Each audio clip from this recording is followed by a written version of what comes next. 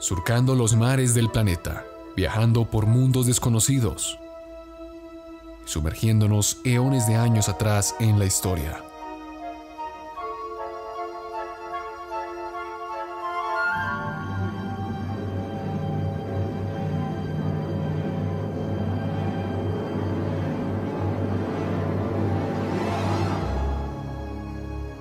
Bienvenido, estás a bordo del Nostromo.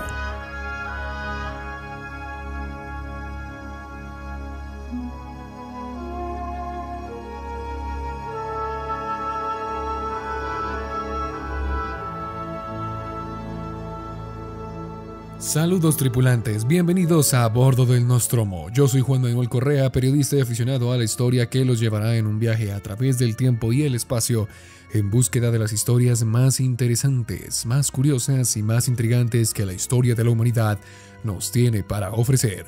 Comencemos.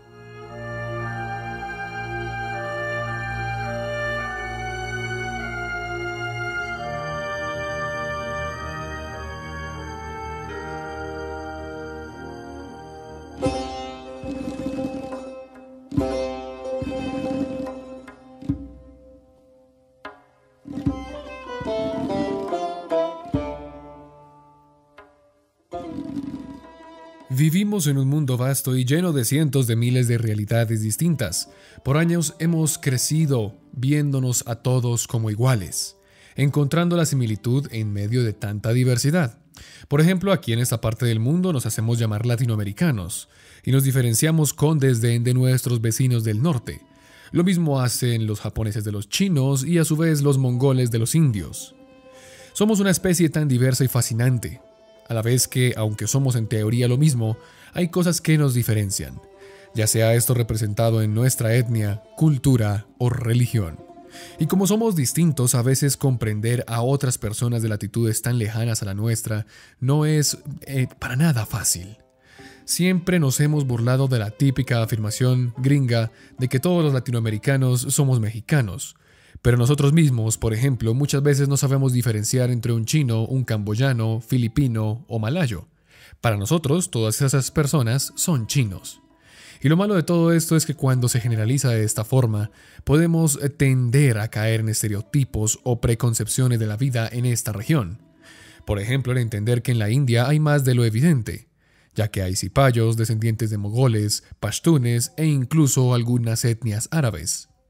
Y aunque hay una región en el mundo a la cual durante muchos años se le ha encasillado dentro de un rótulo muy grande, hablamos de Medio Oriente, el común denominador siempre ha sido que las personas que habitan ahí, lo que piensa la mayoría de la gente alrededor del mundo, es que Medio Oriente está colmado solamente de árabes. Y no podrían estar más equivocados. Esta región tiene un sinnúmero de etnias distintas entre sí que han tenido que convivir por los siglos. El hecho de que los árabes sean la mayoría no quiere decir que todos en la región sean así. Por eso he decidido empezar una serie de programas llamado Comprendiendo Medio Oriente, en el cual haremos una visita a las distintas culturas, religiones y etnias que componen esta región del mundo, que es bastante interesante. Y el día de hoy empezaremos por una de las 3 razas o etnias más grandes de la región. Las 3 que llevan siglos, incluso milenios allí. Aquellas que hacen parte de la historia de todos nosotros como humanos y que han sido testigos de grandes cantidades de sucesos más importantes de la humanidad. Estamos hablando de los persas, los turcos y los árabes. Prepárate, porque hoy el Nostromo se adentrará en esa región tan emblemática a nivel mundial. Hoy visitaremos una cultura que lleva miles de años en ese sitio y que hoy en día se mantiene a pesar de sus diferencias con aquella que se levantó milenios atrás en la antigua Mesopotamia. Acompáñame, porque nuestra visita a Medio Oriente el día de hoy empezará con los persas.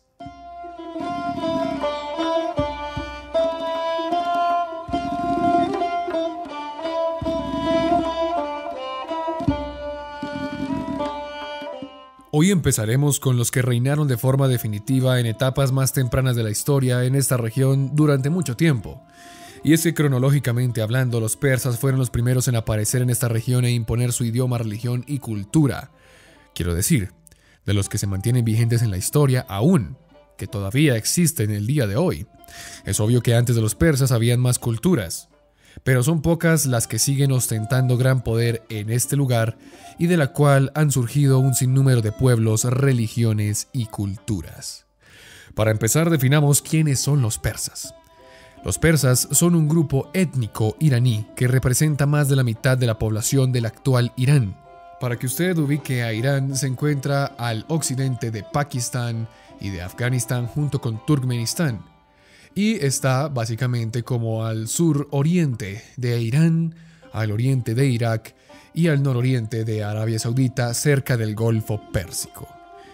Estos, digamos que pueblos persas, comparten un sistema cultural común y son hablantes nativos de la lengua persa, así como lenguas estrechamente relacionadas con este mismo. Los antiguos persas eran originarios de un antiguo pueblo iraní que emigró a la región de Persis, lo que corresponde hoy a la provincia de Fars, es decir, al suroeste de Irán, que podemos encontrar el día de hoy. Esta emigración, digamos, del pueblo iraní se dio aproximadamente en el siglo IV a.C. Junto con sus aliados compatriotas establecieron y gobernaron algunos de los imperios más poderosos del mundo, bien reconocidos por su enorme influencia cultural, política y social que cubre gran parte del territorio y la población del mundo antiguo.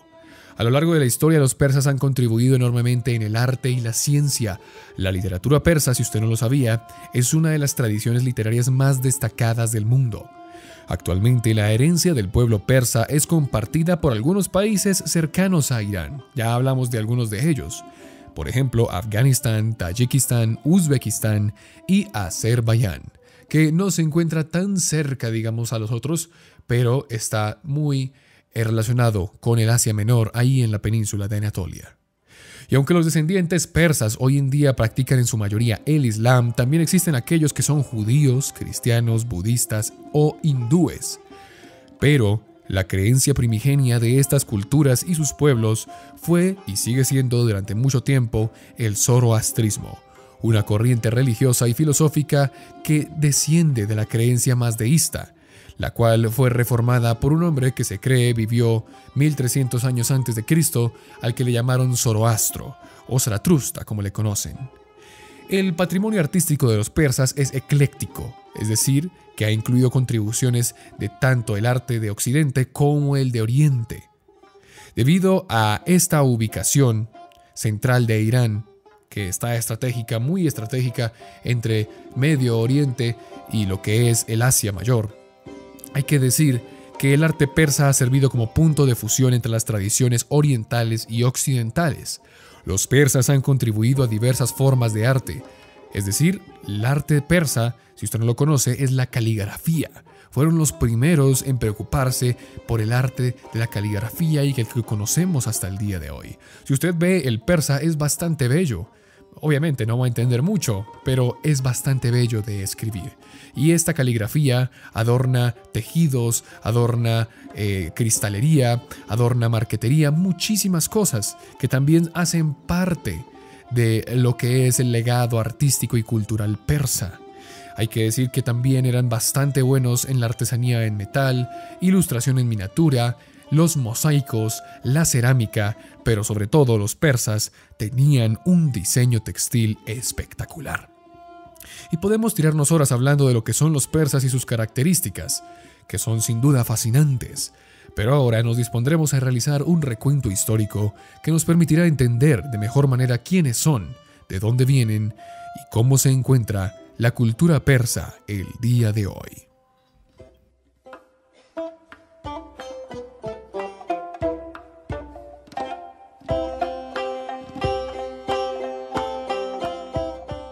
El relato de los persas inicia muchos años antes de Cristo. Si bien existían algunos pueblos iraníes que se diferenciaban entre sí, nunca fueron enmarcados dentro de un mismo nombre como lo harían muchos siglos después. Estos pueblos mantenían un idioma que no llegó a ser el persa que conocemos el día de hoy, ni siquiera el de la antigüedad. Además, muchos de ellos, aunque no estaban organizados, digamos que para crear un solo pueblo mantenían la misma creencia zoroastrista que se les había impartido por toda la región mesopotámica durante años. Estos pueblos compartían el momento y el espacio histórico con otros dos grupos grandes, dos grandes imperios, los babilónicos y los asirios en la antigua Mesopotamia. Estos últimos mantuvieron a los persas como vasallos durante siglos. Sin embargo, los asirios serían derrocados por los medos mucho tiempo después.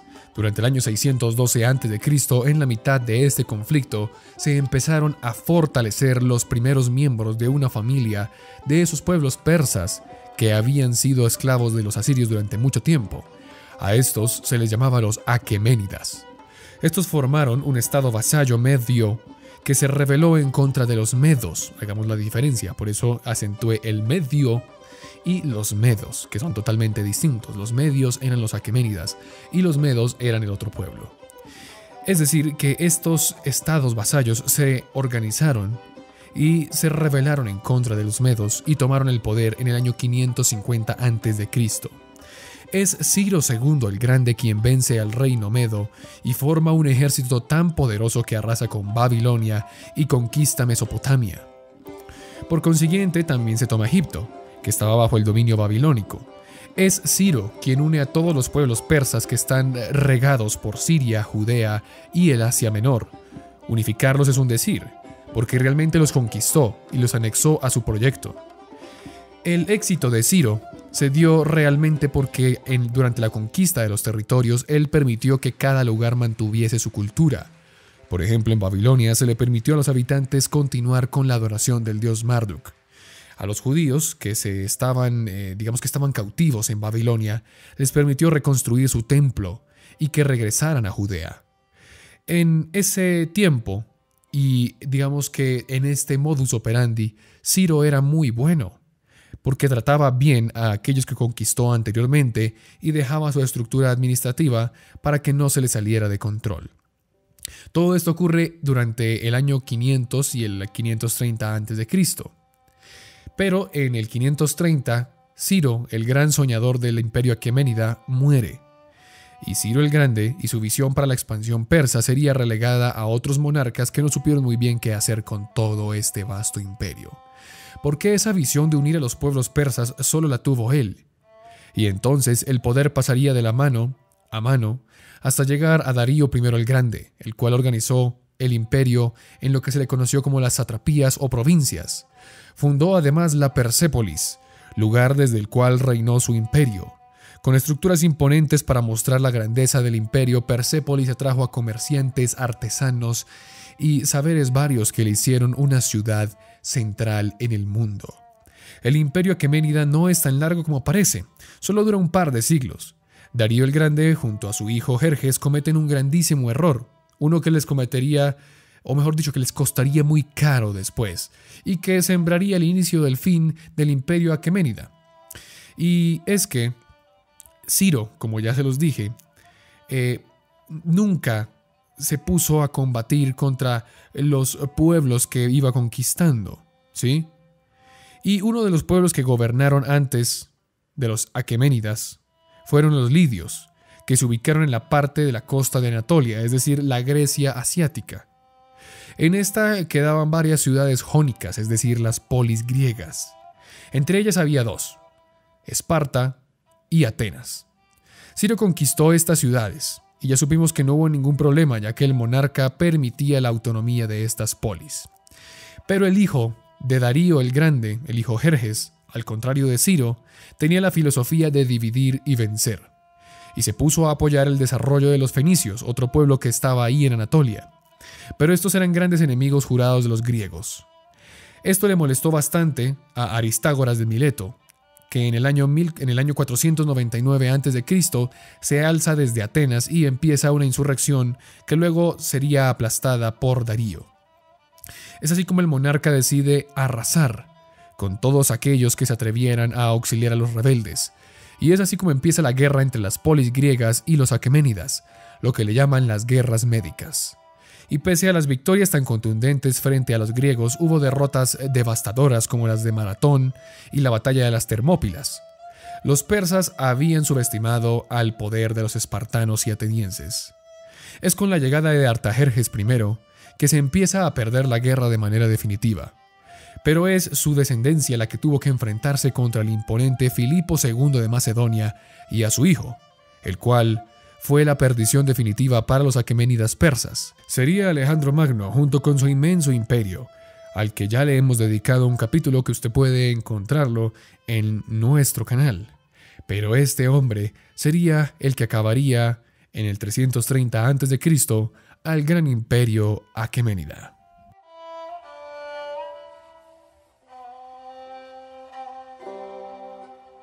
Una vez caen los aqueménidas, los persas son subyugados por los macedonios, lo cual les impide formarse una vez más como una sociedad autónoma. Pero en el 237 a.C. esta cultura resurgió con el imperio parto.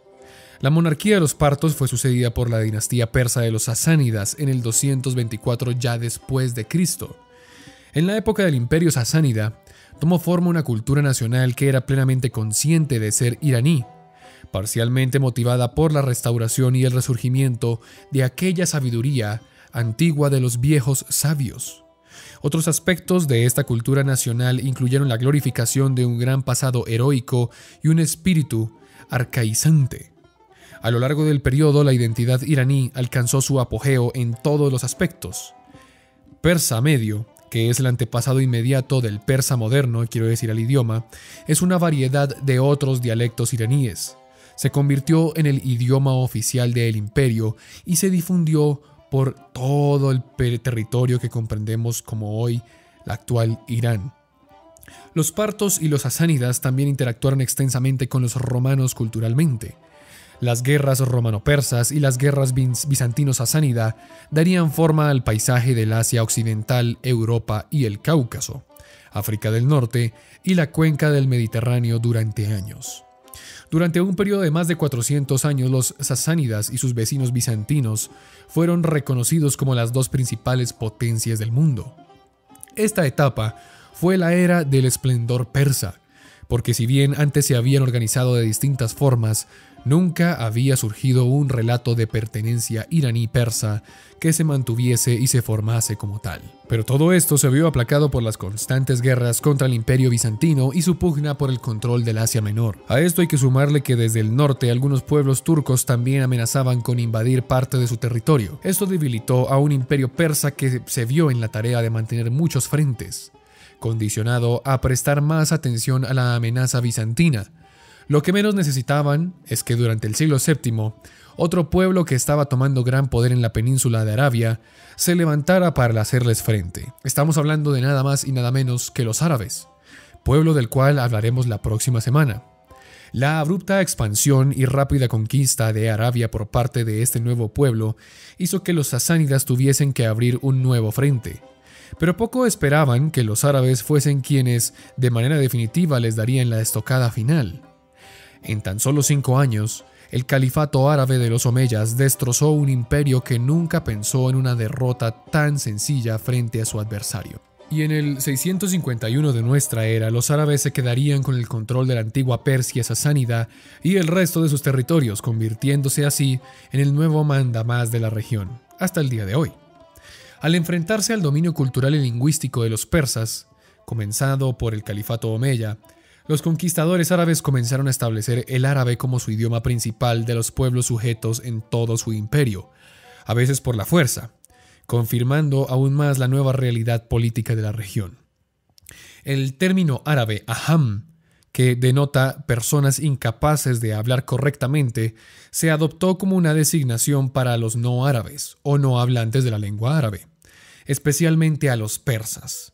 Aunque el término se había desarrollado y tenía un, significado despectivo y peyorativo que implicaba inferioridad cultural y étnica, fue aceptado gradualmente como sinónimo de persa, y todavía permanece el día de hoy como una designación para los hablantes de persa en las comunidades nativas de los estados árabes modernos de Oriente Medio. Ahora, los persas mantuvieron su idioma, con algunas variaciones que provenían del árabe, creando el idioma persa que conocemos el día de hoy.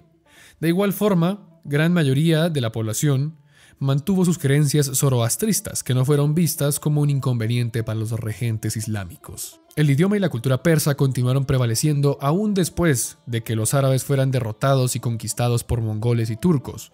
Estos mismos ya conocían a los persas. Eso quiere decir que ya habían sido persianizados, por así decirlo, por su cultura y no eran ajenos, ni mongoles, ni tampoco los turcos, que durante muchos años vieron a los persas como unos grandes aliados en la región. Ahora, es aquí donde la cultura persa floreció por la expansión de las sociedades persianas, particularmente las de las mezclas entre turcos y persas y los indios y persas. Después de más de 8 siglos de dominio extranjero dentro de la región, la hegemonía iraní se estableció con el surgimiento de un imperio nuevo, al cual se le llamó los Safávida, en el siglo, prácticamente más o menos como en el siglo XVI. Bajo el imperio safávida, el enfoque en el idioma y la identidad persa se revivió aún más, y la evolución política del imperio mantuvo una vez más al persa como idioma principal del país. Durante la época de los safávidas y las posteriores dinastías iraníes modernas como los Qajar, se reincorporaron elementos arquitectónicos e iconográficos de la época del imperio sasánida, uniendo al país moderno con su pasado antiguo. Recordemos que este había sido cortado por los árabes. La aceptación contemporánea de ese legado de los antiguos imperios de Irán, con énfasis en el imperio persa aqueménida, se desarrolló particularmente bajo la diferencia de una dinastía que se le llamó la dinastía Pahlaví, que proporcionó el motivo de orgullo e instauró el nacionalismo moderno en lo que conocemos como Irán, conectándolo con sus antiguas raíces persas e iraníes, sacando a un lado todo lo que supiese a árabe, todo lo que fuese parecido al Islam. Eso es lo que se encargó esta dinastía. La arquitectura moderna de Irán se inspiró entonces en las épocas clásicas del país, particularmente con la adopción de detalles de los monumentos antiguos en las capitales aqueménidas, como Persépolis o Pasargadae, y la capital sasánida, que fue, es un poco difícil de pronunciar, ¿no? Pero es Ctesifonte. Sí, o sea, se escribe con C al principio y sería como Ctesifonte, pero se dice Ctesifonte. Y por supuesto también Fars, que corresponde a la antigua provincia persa, con su moderna capital en Shiraz. Esta se convirtió en el centro de interés particularmente durante un festival que se hizo, que fue el Festival del Arte de Shiraz, que se hizo a principios del siglo pasado, en el 2500 aniversario de la fundación del Imperio Persa. Y esto es importante porque muy pocos, incluso los árabes o los turcos, pueden decir que tienen 2500 años desde la fundación del primer imperio. Los persas llevan milenios en la región. Los gobernantes Pahlaví de esta dinastía que les comenté modernizaron Irán y lo gobernaron hasta 1979, con muchas polémicas. Ya vamos a ver por qué.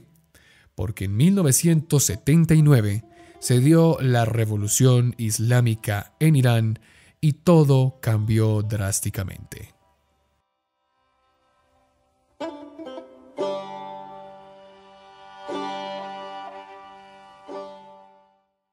La revolución iraní fue algo que tomó por sorpresa al mundo entero, ya que diferentes grupos de izquierda que estaban en contra de la intromisión estadounidense y de las grandes potencias en el país a favor del Shah, es decir, el líder pahlaví de la región, se levantaron en contra de este monarca. Estos movimientos derrocaron al modelo monárquico que existía sobre Irán y lo sustituyeron por una teocracia liderada por los ayatolás islámicos de tendencia chií, como al ayatolá Jomeini, que es el que está el día de hoy como regente de Irán. Y aunque desde entonces la nación se ve liderada por patriarcas islámicos, la cultura persa se sigue viendo arraigada en ciudades como Teherán.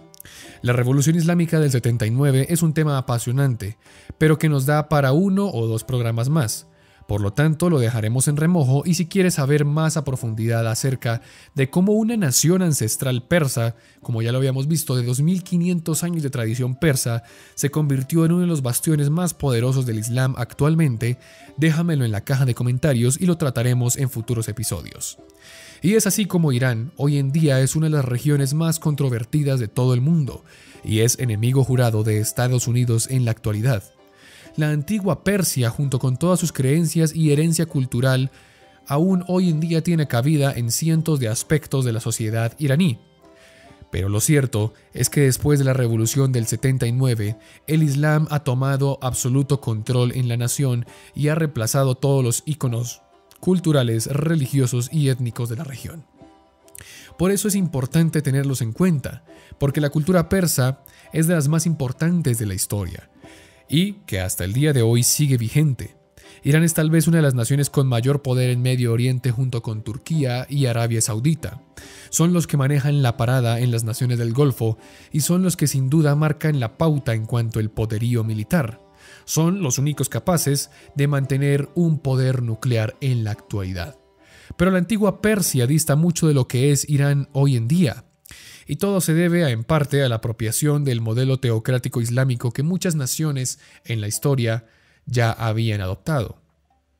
Por lo pronto vamos a dejar aquí a los persas, y en el próximo episodio continuaremos nuestro viaje para entender Medio Oriente. En la próxima oportunidad trasladaremos nuestra mirada a la península de Arabia, porque allí, en el seno de la ciudad de Medina, un hombre logró unificar a un sinnúmero de pueblos y luego extenderlos y unificarlos bajo un mismo relato. Este pueblo se extendió casi por todo el mundo conocido de aquella época, incluyendo a una de las culturas más importantes y relevantes de la historia, tanto que fueron capaces de doblegar imperios como el poderoso persa e incluso las grandes potencias europeas. Acompáñame, porque el próximo jueves hablaremos de los pueblos árabes.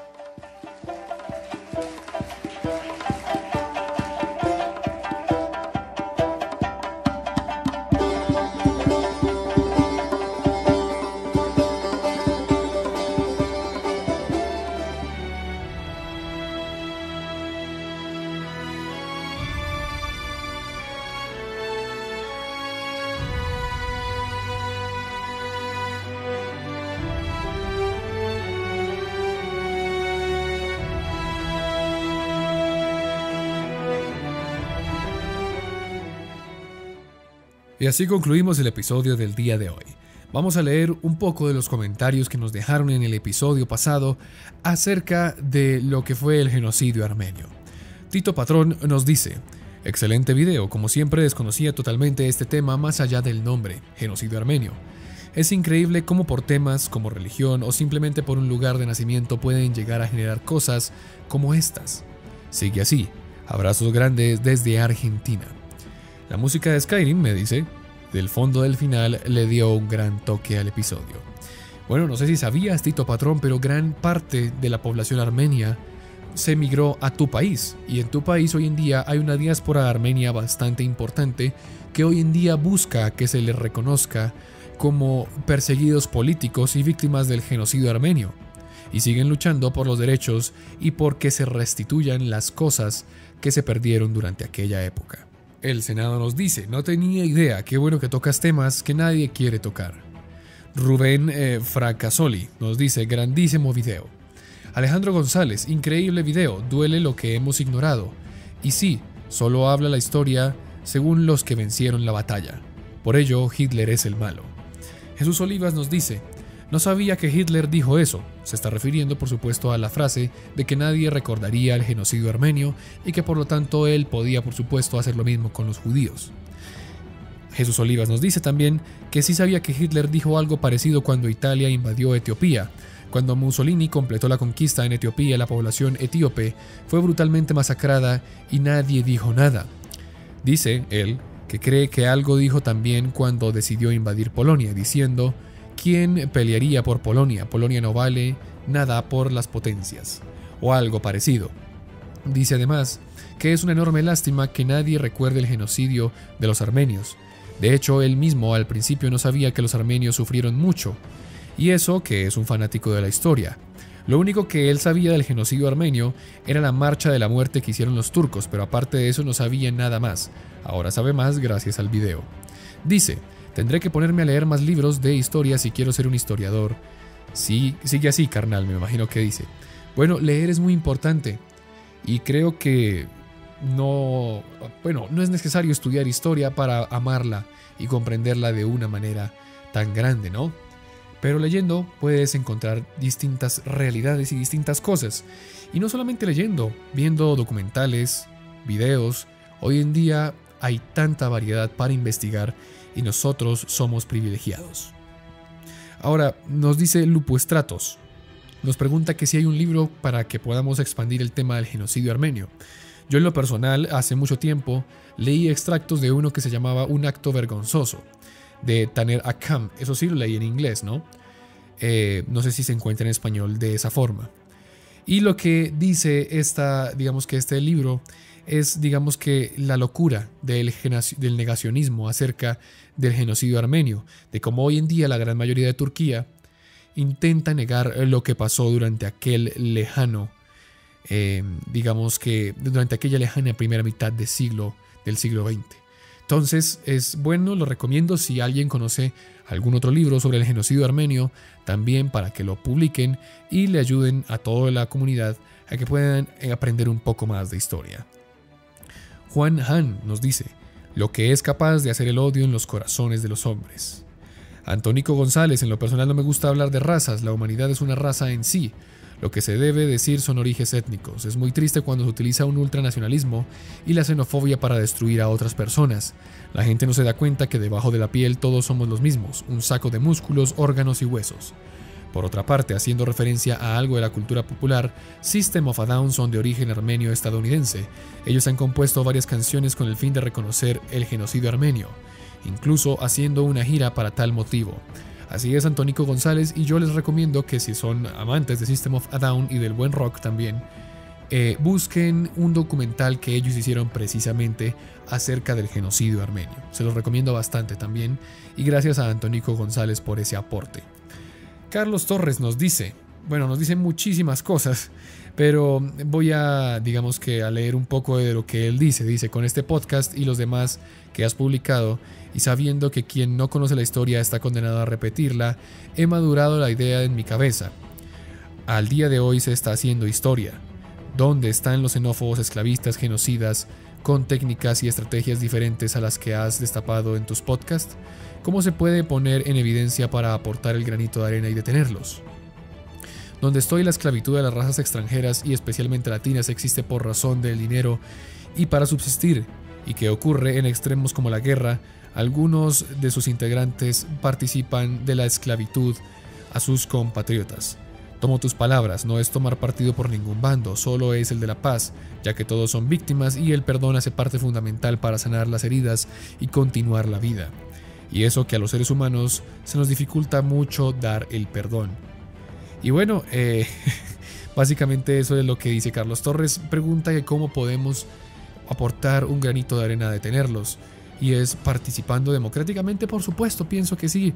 Digamos que participar democráticamente para que este tipo de tiranos no suban es bueno, pero también es enseñarle a nuestras futuras generaciones lo que pasó con nosotros, lo que ha pasado con muchas generaciones antiguas y que ellos no repitan, que el futuro del mundo quede en buenas manos, por supuesto. Alan Daniel Villarreal nos dice, no sabía que el genocidio armenio fue tan terrible, una lástima que Turquía y varios países no reconozcan esta atrocidad. Quedé en shock con el discurso de Hitler. Lo que me deja la pregunta es si los alemanes se inspiraron en el genocidio armenio. Postdata, estaría padre que hablaras un día del régimen estalinista, Holodomor, y de otras dictaduras comunistas. Hitler no se basó en el modelo armenio, pero, como lo dije en el episodio anterior, el genocidio armenio le dio la palabra a Hitler para que pudiese hacer lo que quisiese. ¿Por qué? Porque con los armenios nadie hizo nada. Nadie detuvo a los turcos. Por lo tanto, él dijo, bueno, como nadie detuvo a los turcos, a mí tampoco me van a detener, por una minoría. Y finalmente la Caverna del Coso nos dice, nadie en los gobiernos del continente de América aceptará ese genocidio. Si nos podemos a pensar, nadie quiere las minorías, o como ellos lo llaman, impuros antisemitas. Postdata, perdón si parte de este comentario se sale del tema del video, pero este tipo de exterminio me aterra. Y bueno, hasta aquí llegamos el día de hoy en nuestro episodio. Nuevamente les pido excusas si la locución del programa se notó un poco raro, sigo un poco enfermo de la garganta y tengo un poco de gripa, pero bueno, ahí nos vamos recuperando poco a poco. Yo les recomiendo que nos sigan en redes sociales, en Instagram aparecemos como @nostromocast y en Facebook como A Bordo del Nostromo. También, si ustedes quieren aportar, si quieren proponer temas, si quieren hablar acerca de historia, pueden unirse a nuestro servidor de Discord que está en la descripción. También los invitamos a que lean, investiguen y aprendan de historia. Lo que ustedes escuchen en este canal es una parte de lo que es la historia, pero el resto de la historia la hacen ustedes investigando y contrastando los datos. Yo por ahora me despido. Cuídense y manténganse bien en familia durante este tiempo. Yo soy Juan Manuel Correa y nos vemos en una próxima oportunidad, aquí, a bordo del Nostromo.